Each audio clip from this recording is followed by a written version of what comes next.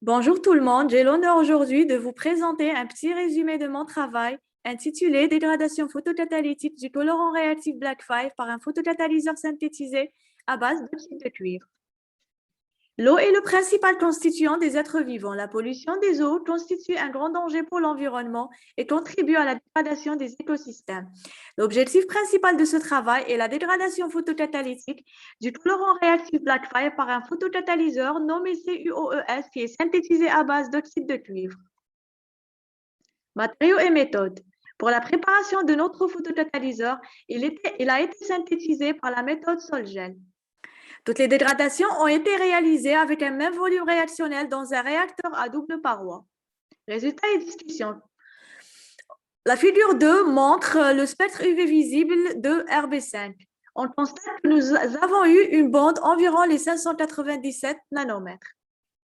Pour la caractérisation technique de notre matériau, nous avons fait l'analyse par diffraction des rayons X, l'analyse par infrarouge, ainsi que l'analyse BET.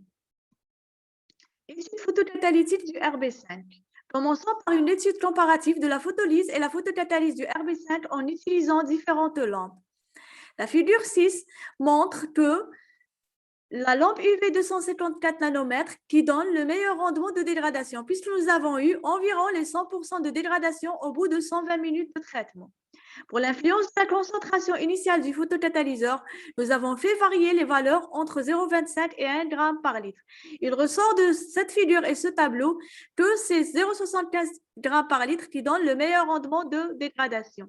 Nous avons fait la même chose pour l'influence de la concentration initiale du colorant. En faisant varier les valeurs entre 5 et 40 mg par litre, nous avons constaté que c'est 20 mg par litre qui donne le meilleur rendement de dégradation. Pour l'effet de pH, nous avons choisi un pH acide, un pH milieu et un pH alcalin. Il ressort de cette figure que c'est le pH milieu qui donne le meilleur rendement de dégradation. Pour la détermination du point zéro charge, la figure 10 montre que la valeur du pH PZC est environ les 8,5. En dessous de cette valeur, la surface est chargée positivement. Et puisque nous avons un colorant anionique, nous avons des forces d'attraction, ce qui engendre une bonne dégradation de ce colorant. Pour la minéralisation, nous avons choisi de suivre le code. Il ressort de cette figure que nous avons eu environ 66% de COT au bout de 120 minutes de traitement. On peut conclure ainsi que la lampe UV à 254 nanomètres est très efficace pour la dégradation du RB5. La concentration optimale du photocatalyseur, c'est 0,75 g par litre. Le pH optimal est pH milieu. La valeur du pH PZC est 8,5 et le code a augmenté jusqu'à 66%. Et enfin, je vous remercie pour votre attention.